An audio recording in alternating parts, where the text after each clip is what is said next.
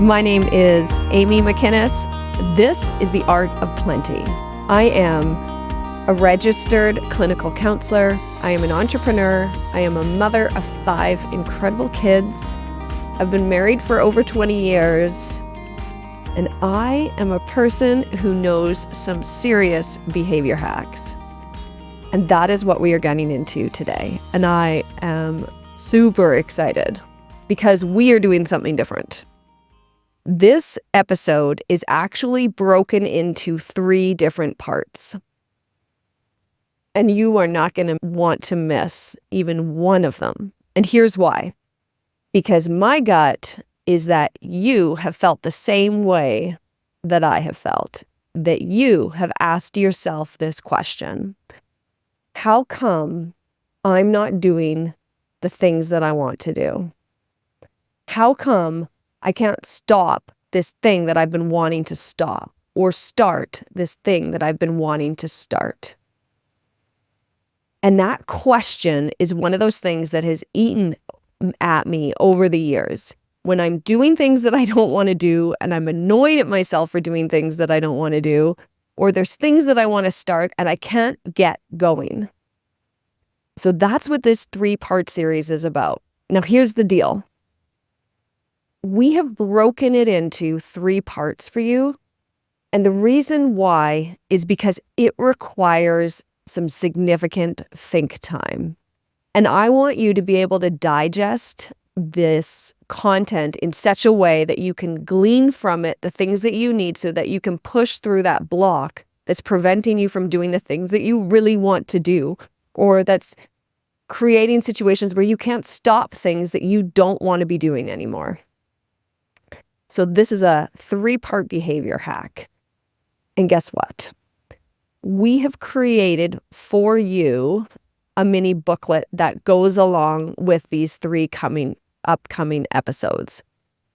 Now, you can go about this in a couple different ways. If you go down into the show description, you will find where you can access this mini book. It's totally free. And you can pause, go to the show notes right now, get your free download, and then come back and continue listening so that you have the workbook with you as you listen. And I don't know about you, but I am a paper girl. I love writing down. That's why if you're on YouTube, you can see I have like books beside me. I've got my notes beside me. I like to write everything down. There's something different about holding the pen and working things out on paper. And I don't get that from a computer. So I really prefer to write rather than type. If you are like me and you want a paper copy, go ahead, get it now in the show description, print it out, and come on back. But that's not the only way you can do this. You can continue listening because maybe you're in your car and you're on your way to work today.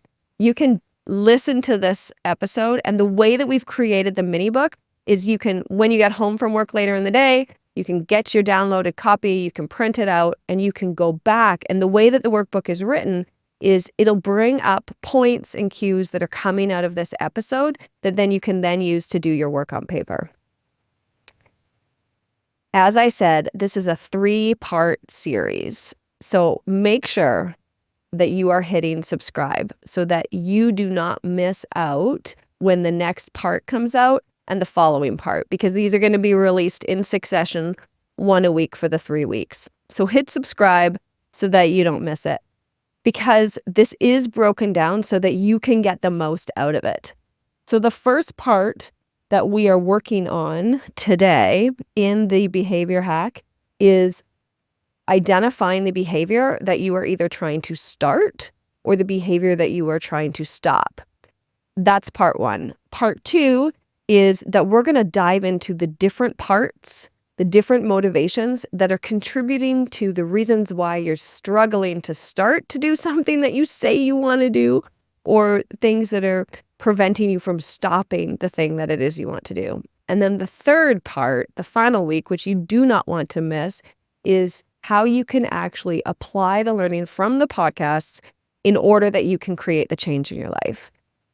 Because ultimately, that is what this is about. This is about giving you tools so that you can become the person that you were meant to be, so that you can create the change in your life that you want to create, so that you can fulfill what it is that you were meant to fulfill. Because you are the only one that is you. You have gifts and strengths and interests, and we need you. The world needs you being you and doing the things that you were meant to do. So you don't want to miss part 3, because that's where all of this learning from the first 2 parts come together. Can I tell you where this started for me? And it's embarrassing. It is embarrassing to tell you where this came from, because I have asked this question to myself a lot of times over the years. How come I'm not doing what I say I want to do? And it hit me about a week ago, 10 days ago. I woke up with this tummy ache. And I know why I had the tummy ache, because the night before, right before I went to bed, what did I do? I ate a whole bunch of salt and vinegar chips. I gotta tell you, my whole life, I love salt and vinegar. I love going to restaurants where they make like the old-fashioned French fries and they have the malt vinegar.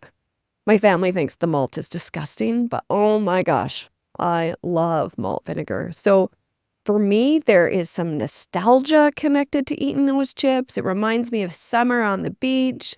It reminds me of happy things. And honestly, I love the taste and the crunch of a good potato chip.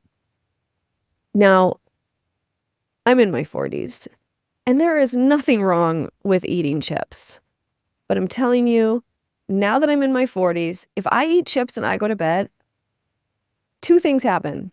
Maybe not both, but one will happen. I either don't sleep well, or I wake up not feeling good, and I wake up early and I have like a gut ache. It's awful. And this happens consistently. I know it's the chips. It's not like, oh, what was it? Was I just restless because I've been thinking about things? No, it is the chips. It happens extremely consistently. And if I eat chips and then I do something like go for a walk, I don't have that same feeling. So it's definitely connected to the time of day that I'm doing it and going to bed right after that is causing this situation. And here's the deal. I don't want to do that. I don't want to wake up with a gut ache. Do you know how much that sucks? I don't want to have restless sleeps.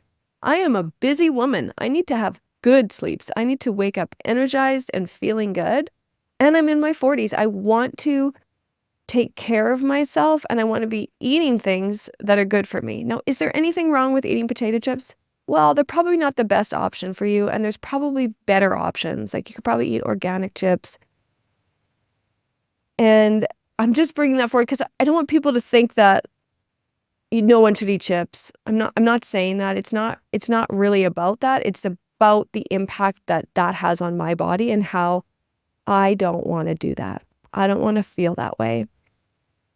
So that question comes up for me. How come I'm eating the potato chips even when I don't want to? And yeah, I know there are a lot of things you can do. For example, don't buy potato chips when you go to the grocery store. Don't go down the potato chip aisle. When you go to have chips, put some in a bowl so you limit how much you eat and put the rest in the cupboard. Do not take the bag. I get it. There are hacks that we can do that help us to create habits and live the life that we want to live. But when I was thinking about this, because this feeling of I don't want to do this has been lasting for a while in relation to chips. And I'm like, I need to get into this behavior because it's not just as simple as setting up some habit hacking tricks in order to get me to shift my behavior.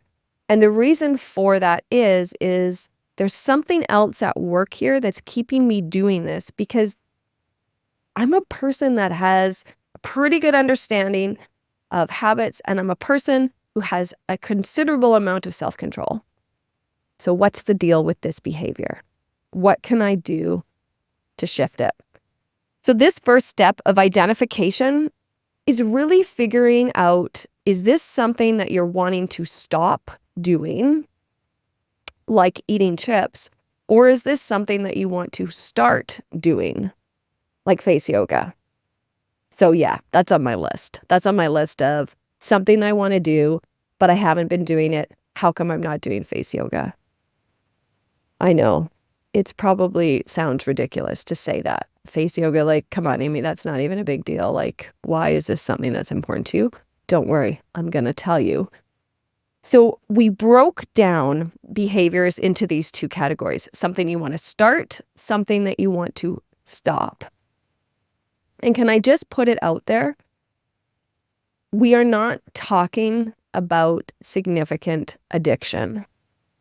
If there is a behavior that is connected to addiction, these behavior hacks that we're talking about are probably not going to be sufficient enough for you to break it. Maybe in combination with other things, but if your behavior that you need to change is connected to addiction, my recommendation, which I'm probably not even supposed to give recommendations, but can I just encourage you to get help, get professional help?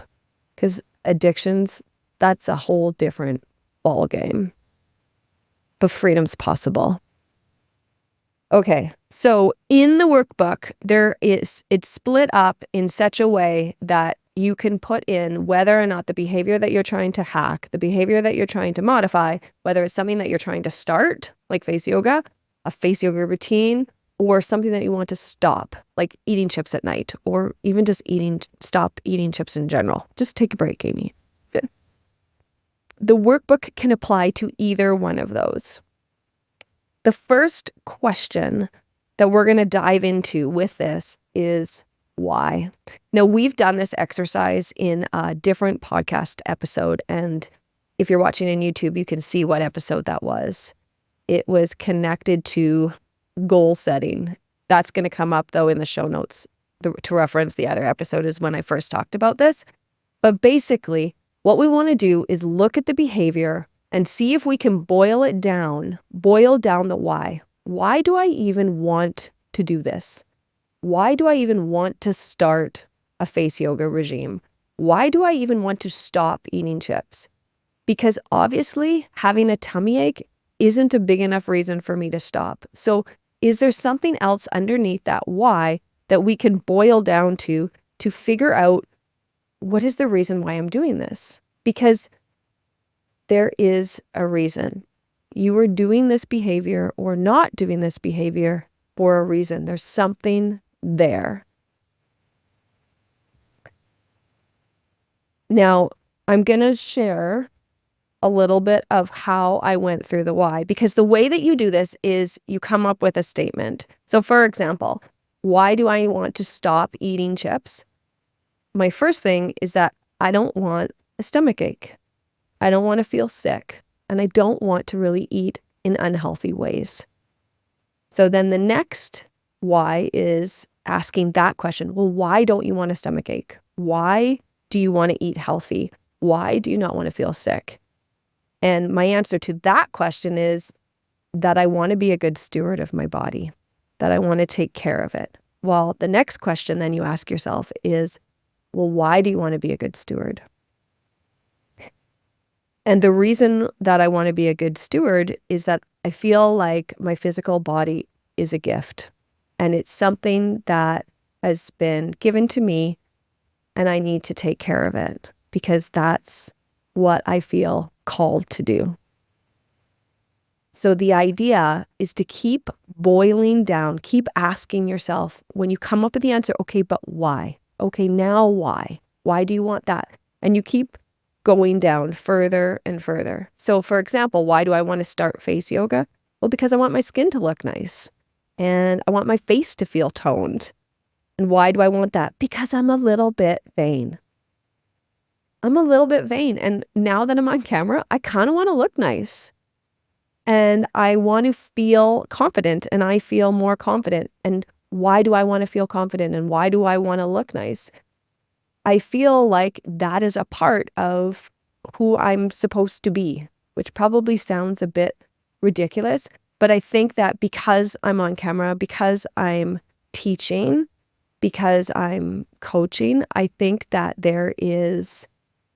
I think it's important that I look healthy. And I think when your skin is healthy and when your face is toned, you look healthier. And I want my outward appearance to show what's on the inside.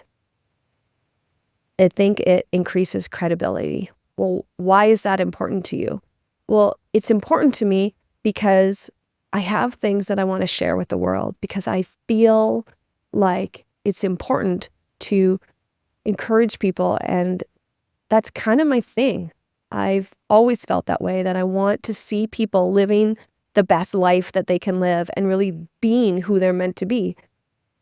So why do I want to do that? Well, because it's in my bones. It's who I'm meant to be. And that really is my bottom why. It's who I'm meant to be. So when you go through this exercise of discovering your why, you keep boiling it down until you get to the very root, the very base, the very foundation of the reason why that behavior is important to you, whether it's you're starting it or whether you're stopping it. And then you take that why and you frame it into a sentence. So I want to be consistent with face yoga and with eating healthy, so not eating the chips, because I know that I'm called to be a steward of the body that I have, and that my purpose is connected to helping other people. And I know that there's a relationship between my health and how I look for what's inside and what I'm sharing.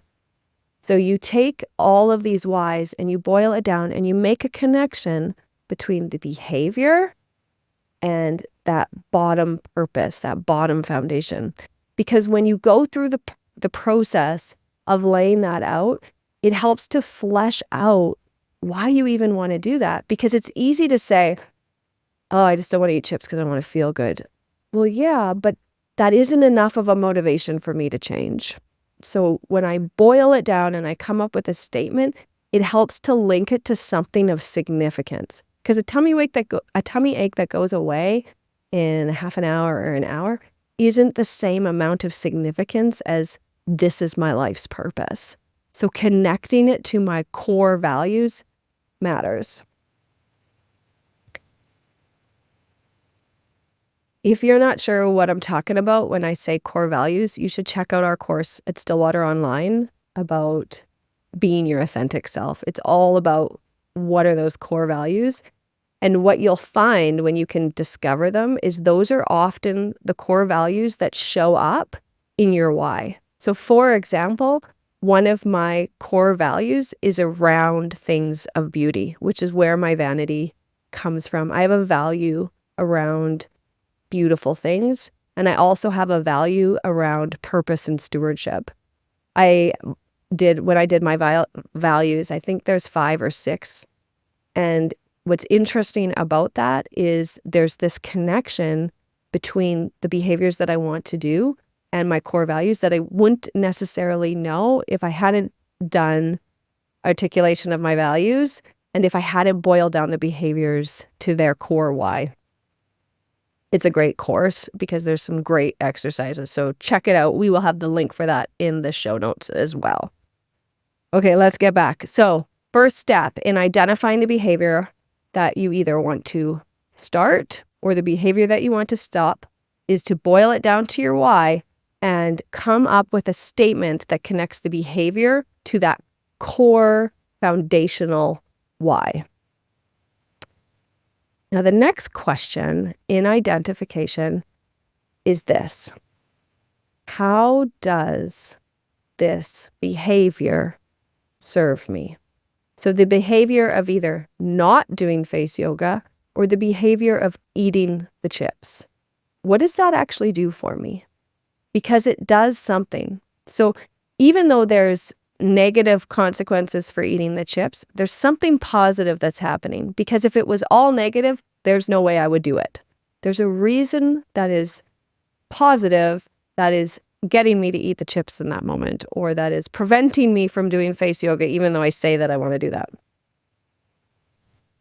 And we're going to take time to discover what is it that you are getting from those behaviors. So For example, do you know how delicious crunchy salt and vinegar chips are? I mean, oh my goodness. That salt and the crunch, they're delicious. And there's something in that feeds me. Not just literally, but the taste in my mouth, the crunch. And here's the deal. Oftentimes, when I'm doing that, when I'm eating chips at night, I just feel done. I have had a really big day. I'm tired and I want to chill out. So there's something about that behavior of eating chips where it's like, oh, it's break time. I'm on holidays. Because it reminds me of the holidays. It reminds me of the beach. It reminds me of the summer. And in my mind, I'm thinking, okay, I've done it. I've made it through the day and now I just get to relax. And it's almost as though eating the chips like sends me into relaxation mode. Because when you're an entrepreneur and you work from home and you work in your home and you don't necessarily have a home office, so you work all over your house, including your bedroom, it's really difficult to shift away from work into relaxation mode. And chips is one of the ways that I've turned that. It's like, okay, I'm not in work mode anymore. I'm not in taking care of the kids mode. I'm now in taking care of myself mode. So I've created this association, like Pavlov with his dogs. I've created this association that chips means that the day's done and now I get to relax. And that serves me because I need to relax. So that behavior of eating chips is serving me because I'm enjoying myself because they're delicious. And I'm also letting myself know that the day's done and now I can just relax. Now, what about the face yoga piece? Do you know what I discovered when I was working through this workbook? I discovered that both of those things serve me in the same way. So the reason why I haven't started face yoga and the reason why I am eating chips is ultimately connected to the same thing, because the time that I was thinking would be a good time to do face yoga is at night. Well, guess what? I don't want to do anything at night. I just want to eat chips and lay around. Why? Because all day I've been working and I've been doing things and I've been taking care of the family and I've been trying to get the house clean and I've been working on laundry and I've been working on work projects and I've been connecting with staff and I've been doing all of those things that when I get to that stage, I don't want to do another thing. I just want to relax, and face yoga feels like another thing. So not doing that behavior is serving me because it's giving me space to just relax. It's giving me space to just be. So the next part in your workbook around identifying the behavior is really unearthing how is that behavior serving you, or the absence of that behavior serving you, because you are getting something out of it. And if we can start to recognize what it is that you're getting out of, then we can utilize that as a tool to move away from that behavior or to move towards a different behavior instead. All right. That is part one, identifying the behavior. Go to the show notes if you haven't already. Get the mini book. It is so useful. Print it out if you're like me so that you can work with your paper and pen. And remember this kind of work, when you're boiling down to your why, when you're getting into your core values, this is not easy stuff. This is the kind of work that takes time and it takes effort and it takes self-awareness. You may need to spend time with the workbook and working this out, but you've got a whole week before part 2 comes out. So the best way to do this, if you're like, I need to do this because there's this behavior that I have wanted to stop, like eating chips for a long time and I haven't done it, this is your chance. This is your opportunity. And the best way to make that commitment is decide the time. So you've listened to the episode. When are you going to do the workbook work? Pick a time now. Do you do best first thing in the morning? Well, plan to get up maybe a little bit early. Get your cup of coffee or your cup of hot water or tea. Get your workbook out and think, okay, this is the time that I'm going to work on it. Or maybe you think best in the shower. Read the question before you get in the shower so that while you're in there, you can think about it. Because you don't have to write this stuff down. The way that you will get the most out of it depends on how you work things out for yourself. Me, I'm a paper girl. I like to write stuff down. You might be somebody who talks it out. So take the question and talk it out with a friend. And don't forget to subscribe so that you know when part 2 is coming out. You can listen to it first. I'm so excited to share the next parts with you. I really believe that this is connected to breakthrough. And that's what the Art of Plenty is all about, is breaking through into that life that is full of beauty and is a life full of plenty in all different avenues. I'm so glad you're here. I'm so thankful that you're listening.